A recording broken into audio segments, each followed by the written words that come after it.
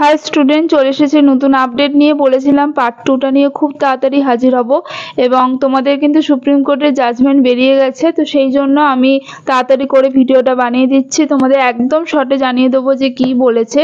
দেখো, আমরা জানি যে যে দুটো ইস্যু নিয়ে ব্যাপারটা এগোচ্ছিল বা আগের এতে পার্টে আমি বলেছিলাম যে কি হয়েছিল, যে পেপার লিকের ব্যাপারটা উঠেছিল এবং তার সাথে সাথে যে তোমাদের যে ফিজিক্সের একটা কোশ্চেন ছিল সেটা কিন্তু অপশন 2 আর 4 এই দুটোই কারেক্ট বলেছিল এনটিএর তরফ থেকে। কিন্তু তারপরে এখন যেটা জাজমেন্টে যেটা বলা হচ্ছে, তো তোমাদের ওই ফিজিক্সের যে কোশ্চেনটা সেটা কিন্তু শুধুমাত্র অপশন 4 যেটা রয়েছে সেইটা কারেক্ট হয়েছে। ঠিক আছে, সুপ্রিম কোর্ট থেকে এটাই বলা হচ্ছে যে জাজমেন্টে এটা বলা হচ্ছে যে অপশন 4 যেটা সেটা শুধুমাত্র কারেক্ট এবং যাদের গ্রেস মার্কস দেওয়া হয়েছে সেটা কিন্তু আর থাকবে না, ওই গ্রেস মার্কসটা দেওয়া হবে না আর।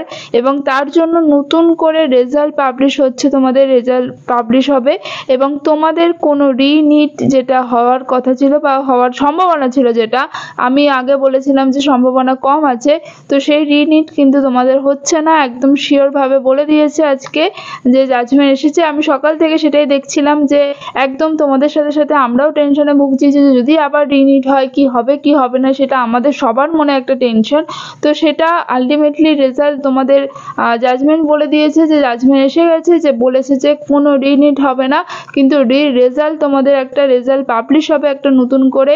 ফিজিক্সের যে কোশ্চেনটা যেটা গ্রেস মার্কস দিয়েছিল অনেকজনকে, সেই নাম্বারটা কিন্তু দেওয়া হবে না।